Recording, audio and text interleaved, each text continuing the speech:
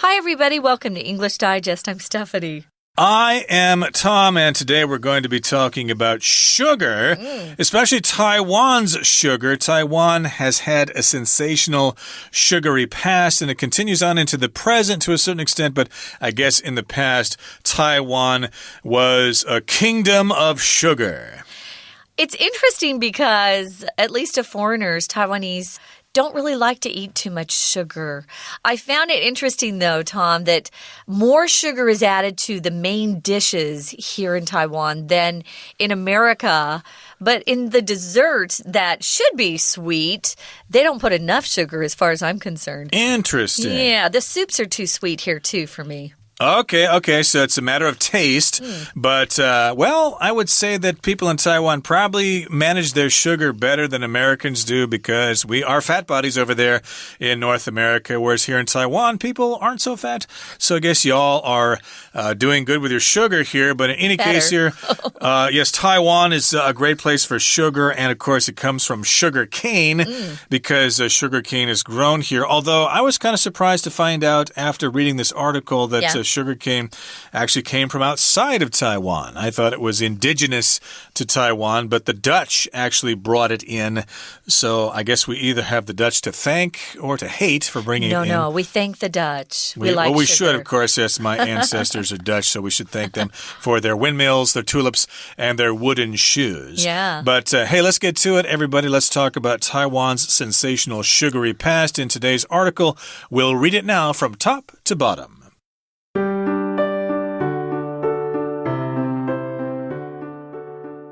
The bright sun beams down on a freight train, chugging through Taiwan's countryside, pulling carriage after carriage of sugarcane to its next destination. The sugarcane is heading to one of Taiwan's many sugar mills, where it will be processed and shipped out once more, traveling across Taiwan and beyond. For much of the 20th century, sugar was one of Taiwan's biggest exports, bringing it massive economic wealth. Sugarcane was introduced to the island during the 17th century by the Dutch. For more than 2 centuries, Taiwan prospered thanks to its sugar exports.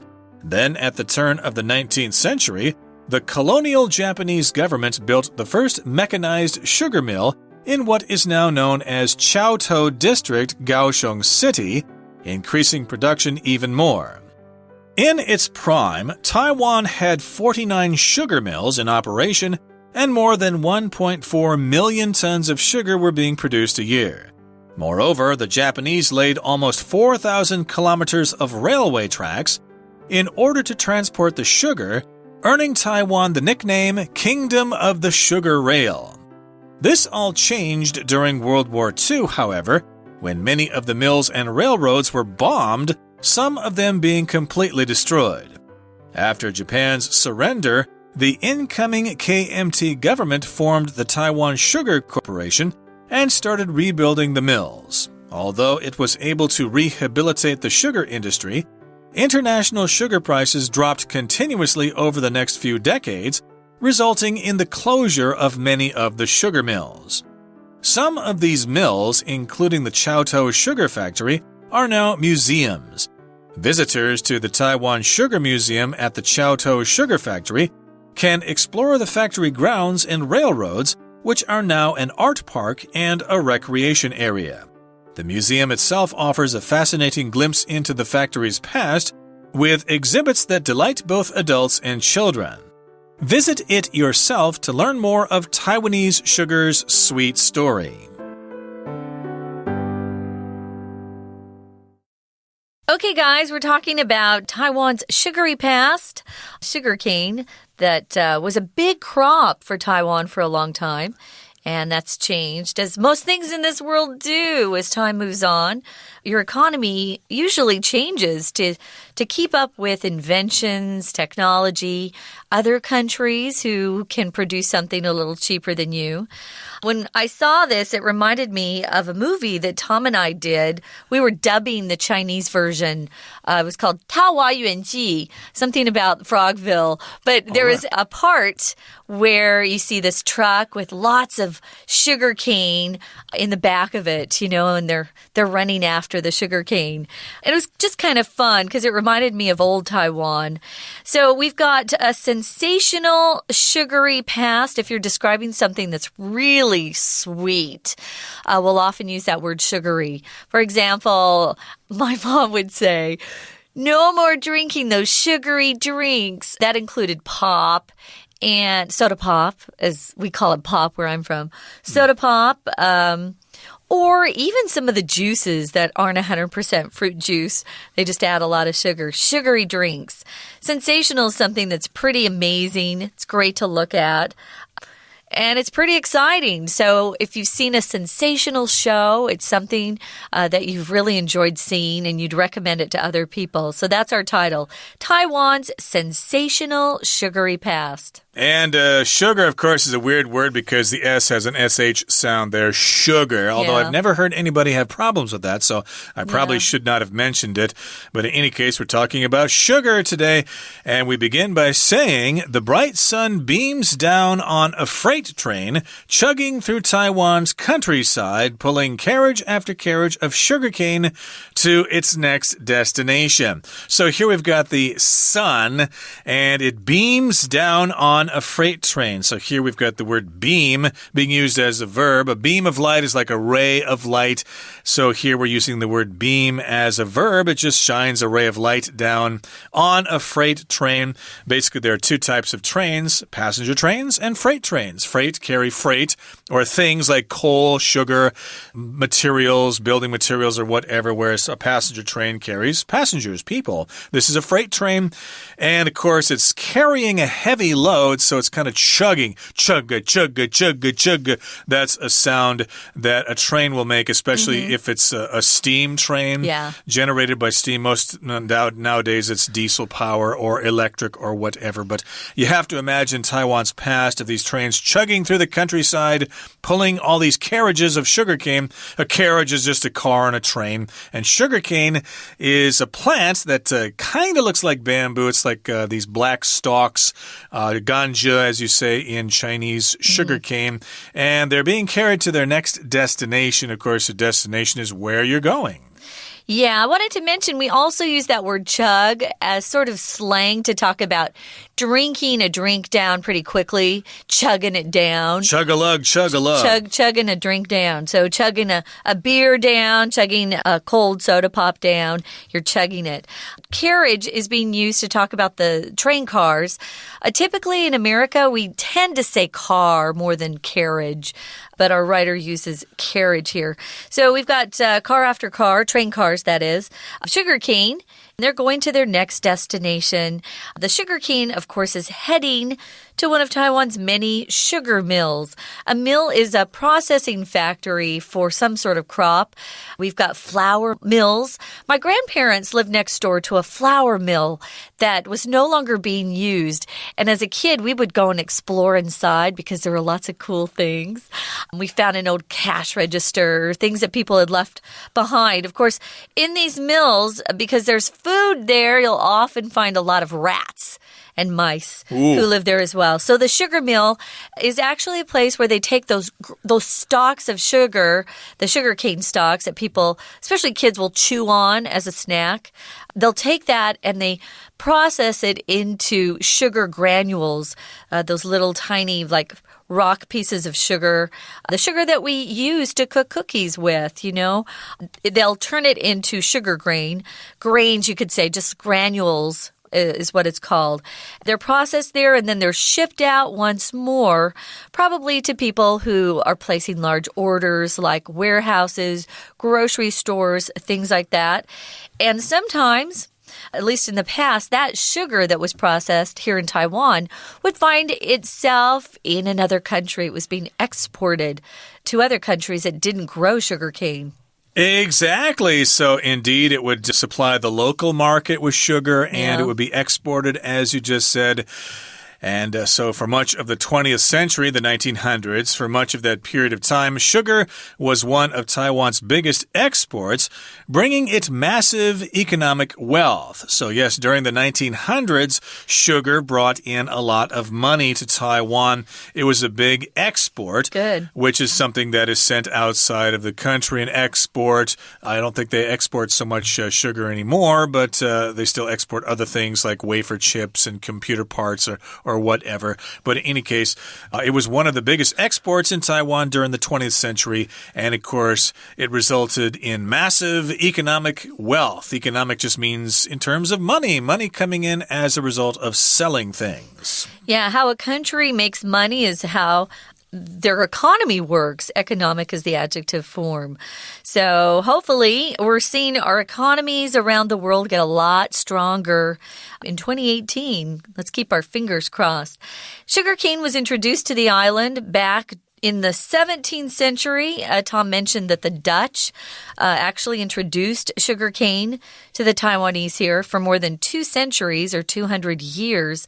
Taiwan prospered or did well financially thanks to its sugar exports. Yay! Then at the turn of the 19th century, that's the 1800s, the colonial Japanese government built the first mechanized sugar mill in what is now known as Chaotou District in Kaohsiung City. And that allowed them to produce a lot more. If something's mechanized, it means they're using machines. So there's a lot of machinery in the sugar mills, and they were able to process the sugarcane much, much faster. When you see this word colonial, guys, it's an adjective of the noun colony. That means another country has come to a less powerful country and kind of taken over for a while. And they use a lot of the crops, and they take the crops and they bring it back to their own countries.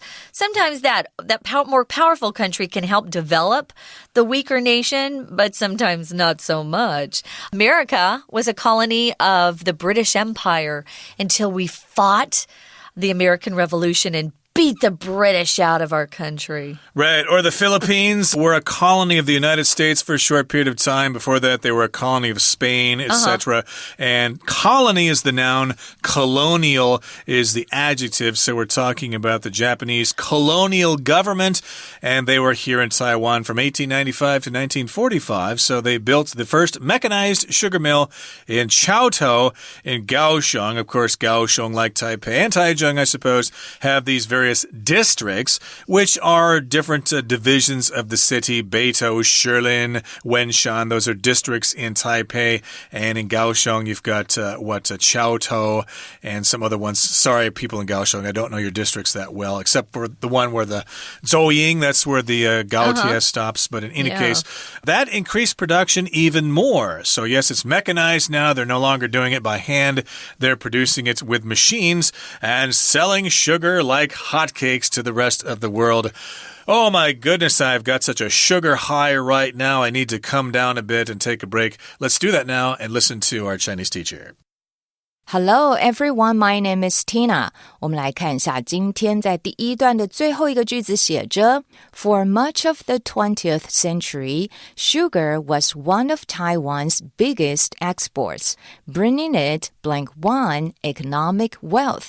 在这里谈到台湾过去的历史呢，在20世纪大部分的时候，糖呢曾经是台湾最主要的输出品之一。在这里的 export用来当作是名词输出品的意思，来在后面说明它带给了我们台湾呢怎么样子的 economic wealth 经济财富。第一题 A 被动的， B 防御性的， C 巨大的， D 相对的。因为糖的关系呢，它带给了台湾巨大的财富。第一题的标准答案我们就选择 C massive。第二个空格的句子写着 For more than 2 centuries, Taiwan blank 2 thanks to its sugar exports. 其实可以知道呢，远超过了2个世纪，正因为呢糖的输出品呢，然后台湾怎么样来搭配一个动词。第二题 A 选项 despaired 绝望， B prospered 繁荣兴盛。C. Inquired 询问。D. Commented 做评论。根据前后文意，正因为糖呢是台湾重要的输出品，带来了大量的财富，所以台湾也就因此繁荣兴盛了起来。第二题的标准答案就选择 B prospered。 接着第三个空格 Then at the turn of the 19th century, the colonial Japanese government built the first mechanized sugar mill in blank 3 is now known as 桥头 District。 在讲到第19世纪交替的时候呢，日本的殖民政府也就是在怎么样子的一个地点呢，然后创造了第一座机械化的糖厂。我们要考同学 in 加上一个地方是一个名词的概念，而这个地方呢现在就被称作桥头糖厂。我们后面需要一个名词的子句来代替呢这个地点。那么在这里呢，我们可以选择第三题 D 选项 What。 We're going to take a quick break. Stay tuned. We'll be right back.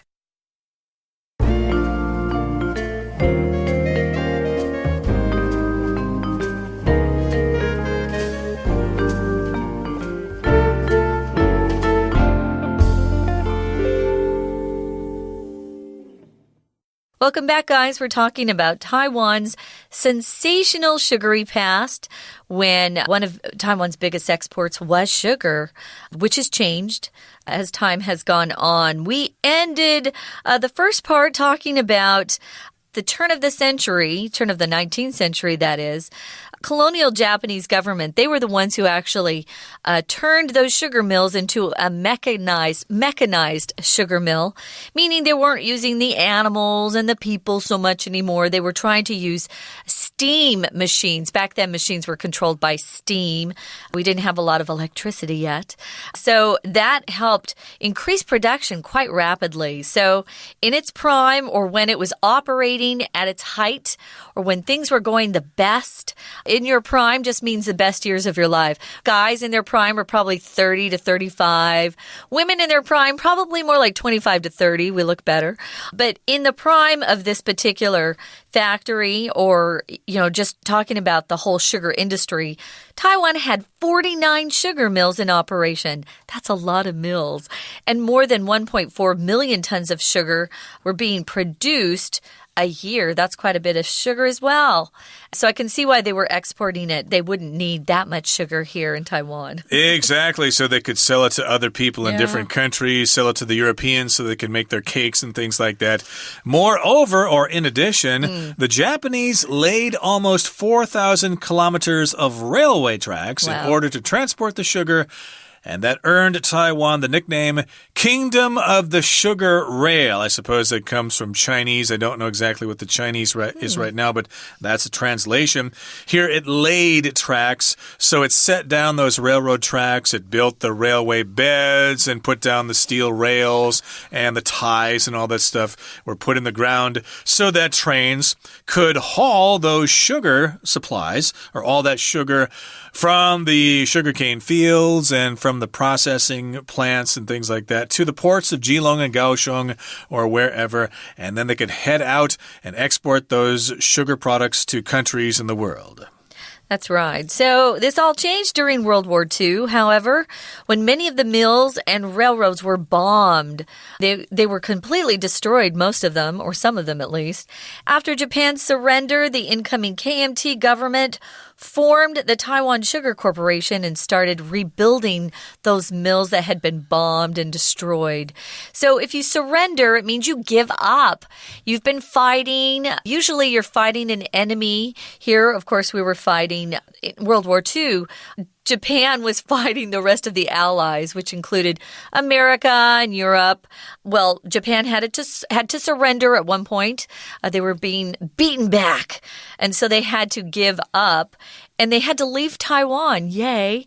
And the incoming KMT government then formed the Taiwan Sugar Corporation. Corporation is a big business where, some sort of product or service is sold or given. So they had their corporation, and that's when they started rebuilding those bombed mills. So we were getting our mills back in shape. That's right. Taiwan Sugar. Taitang, I guess you guys referred to it in short there. The Taiwan Sugar Corporation, and they started rebuilding those mills. And although it was able to rehabilitate the sugar industry, international sugar prices dropped continuously over the next few decades, resulting in the closure of many of the sugar mills. So the sugar industry was able to rehabilitate itself, or at least the government was able to rehabilitate it, rebuild it basically to return it to its original form. Rehabilitate.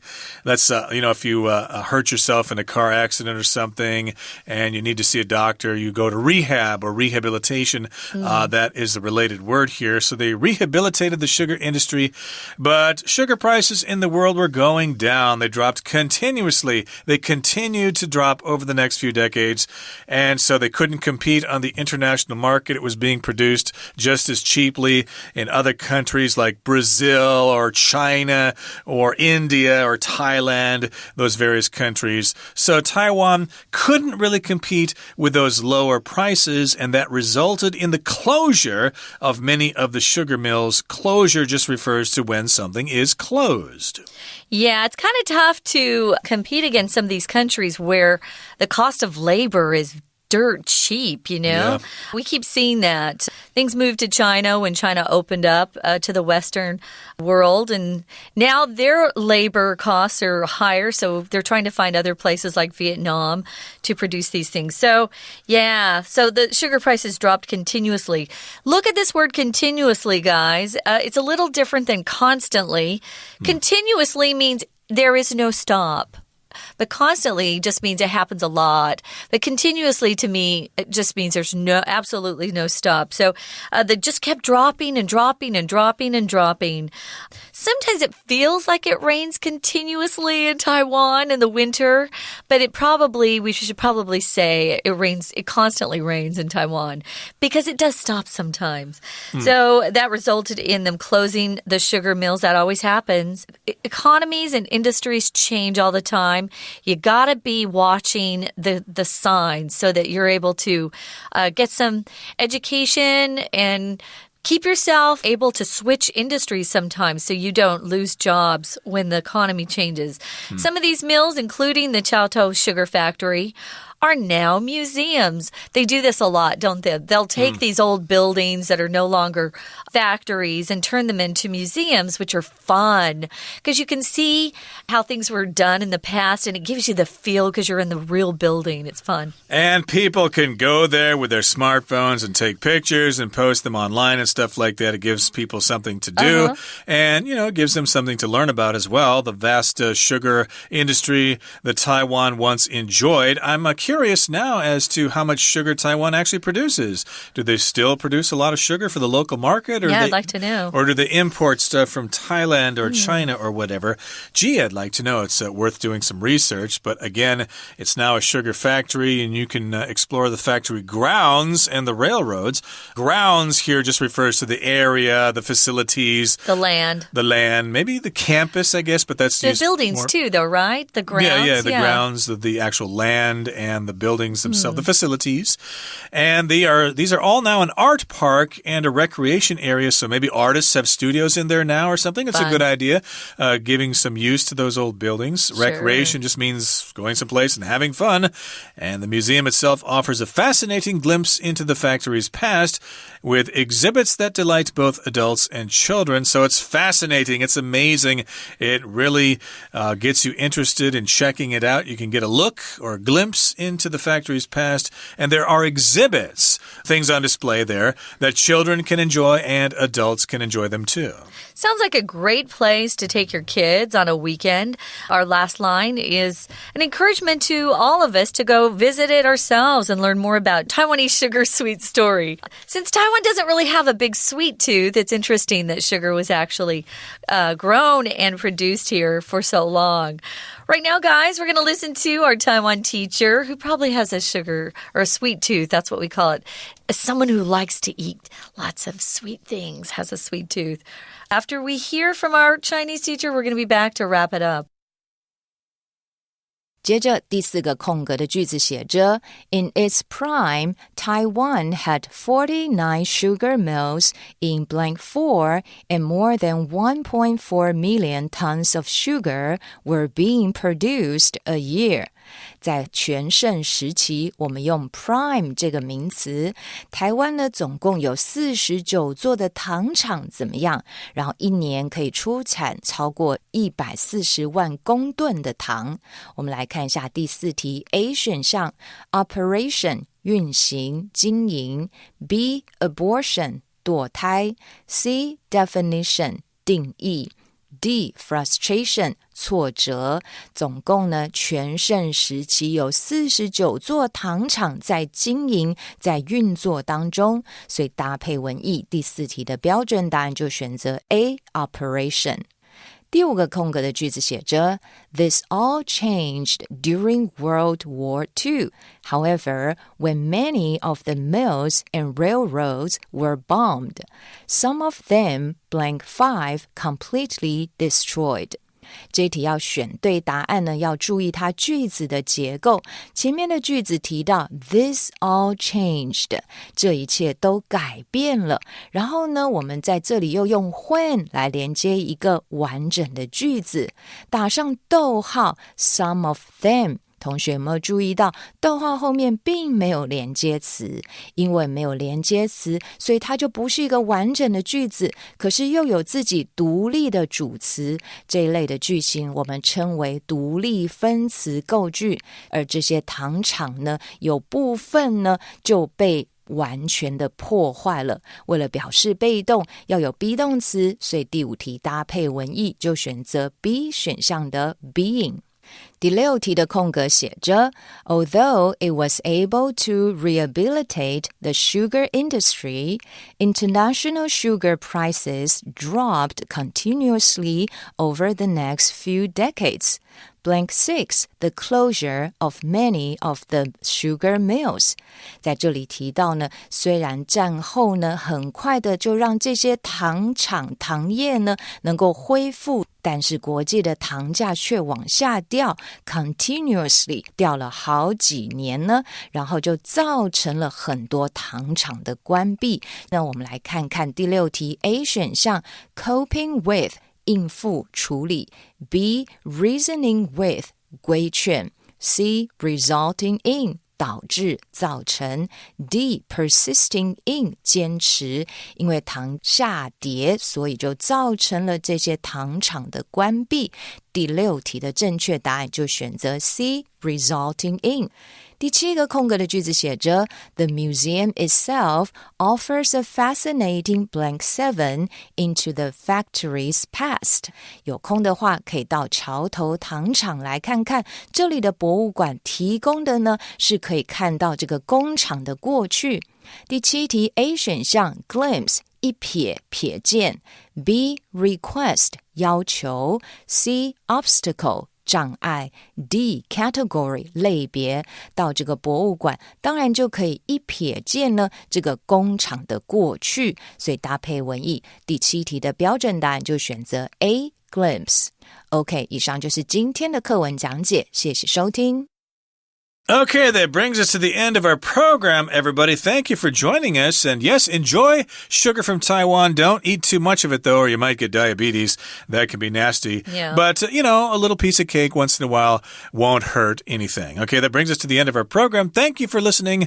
Please join us again next time. From all of us here at English Digest, I'm Tom. I'm Stephanie. Bye. Bye.